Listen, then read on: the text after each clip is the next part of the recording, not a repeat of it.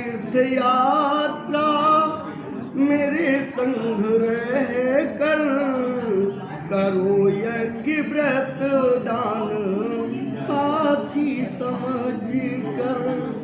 अगर बात मानो ये प्रथम ये हमारी, तो बामांगिनी मैं बनूंगी तुम्हारी, तो अर्धांगिनी मैं बनूंगी तुम्हारी। कन्या कहती है पहले वचन में कि कोई भी तीर्थ यात्रा व्रत उद्यापन यज्ञ और दान आदि कर्मों में यदि मुझे साथ में लिए हुए करना स्वीकार करते हैं तो मैं आपके बामंग में आऊंगी, नहीं तो अपने पिता के घर तुम्हारी रहूंगी। अभी तक अकेले रहो, तीर्थ व्रत यात्रा यज्ञ हवन जो कुछ रहा है सब अकेले कहने रहो, लेकिन आज से गांठ छोड़ के कार्य आपको करना। पहला वचन। दूसरा वचन कन्या कहती है कार्य करो देव अर्चन सुरगण मनाओ, करो श्राद्ध पितरों की श्रद्धा बढ़ाओ। अगर बात मानो ये द्वितीय हमारी, तो बामांगिनी मैं बनूंगी तुम्हारी, तो अर्धांगिनी मैं बनूंगी तुम्हारी। दूसरे वचन में कन्या कहती है कि देवताओं के लिए हव्यदान और पितरों के लिए कव्यदान करते समय यदि आप मुझे साथ में रखना स्वीकार करते हैं तो मैं आपके बामंग में आऊंगी, नहीं तो अपने पिता के घर तुम्हारी रहूंगी। हव्यदान का मतलब हुआ बेटा जैसे अभी आपको हवन आपने किया, और कव्यदान का मतलब हुआ जैसे अपने पितरों का श्राद्ध पानी देना, उसको कव्यदान कहते हैं। दोनों कार्य में इनको साथ में रखना आज से आवश्यक स्वीकार। तीसरा वचन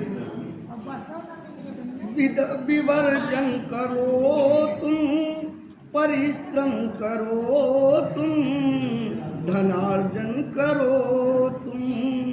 अगर मात मानो ये तृतीय हमारी, तो बामांगिनी मैं बनूंगी तुम्हारी, तो बामांगिनी मैं बनूंगी तुम्हारी।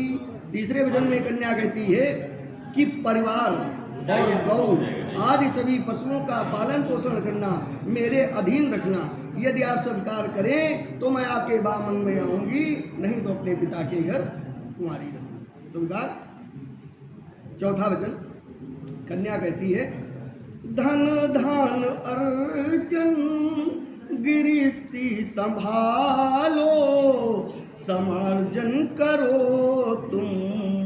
अगर बात मानो चतुर्थी हमारी, तो बामांगिनी मैं बनूंगी तुम्हारी, तो अर्धांगिनी मैं बनूंगी तुम्हारी।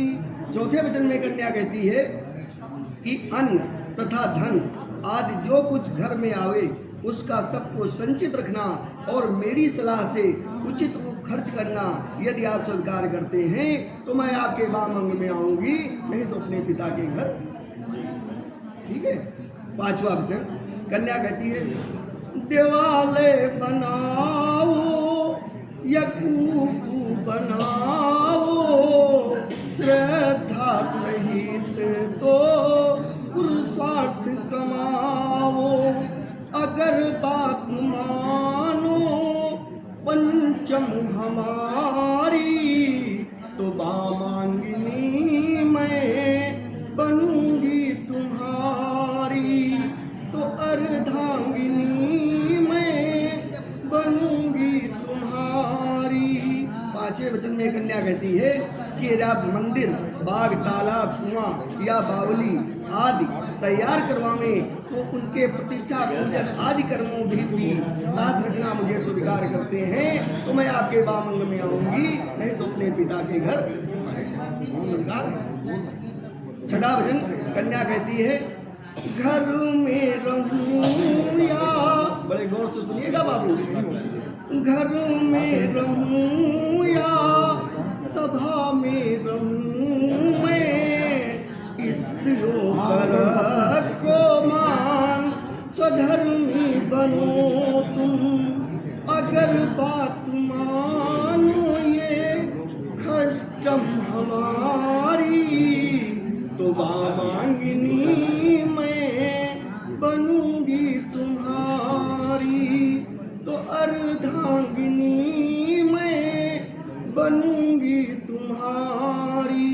छठे वचन में कन्या कहती है कि यदि आप मंदिर, बाग, तालाब, कुआं, बावली आदि तैयार करवावें तो उनके प्रतिष्ठा, पूजन आदि कर्मों में मुझे साथ रखना स्वीकार करते हैं तो मैं आपके वामंग में आऊंगी, नहीं तो अपने पिता के घर तुम्हारी। सुनता रहे। सातवां वचन आज के कलयुग में रामबाण वचन है, इसको जरा विशेष ध्यान से सभी लोग सुनिएगा, जिनकी शादी हो गई है वो, और जिनकी नहीं हुई है वो, ठीक। पर नारियों से ना अखियां मिलाना, पर नारियों से ना अखियां मिलाना, मेरे भाव से ही सदा सुख मनाना, मेरे भाव से ही सदा सुख मनाना, अगर बात मानो ये सप्तम हमारी, तो वामांगिनी मैं बनूंगी तुम्हारी, तो अर्धांगिनी मैं बनूंगी तुम्हारी। क्योंकि घोर कलयुग चल रहा है, ये वचन रामबाण पारिवारिक जीवन के लिए बहुत ही रामबाण वचन है, ठीक है। सातवां वचन कन्या कहती है कि मेरे अनुसार मेरी आज्ञा का पालन करना और मेरे ही पालन करते हुए अपने सभी बातों को मान लेना स्वीकार है। जैसे कि 16 साल से लेकर के 35-40 साल तक जो भी बहन बेटियां हैं वो सब माँ, बहन, भाभी, बुआ उस रिश्ते से, उस नज़र से आपको देखना है। जो उससे छोटी बच्चियां हैं उनको सबको बहन की नज़र से देखना है। अगर स्त्री रूप में देखना है तो केवल आज से इंद्रिय स्वीकार है। बोलो सियापत रामचंद्र की जय। भैया संजय बाबू के लिए मीठी सी तालियां बजा दीजिए सभी लोग।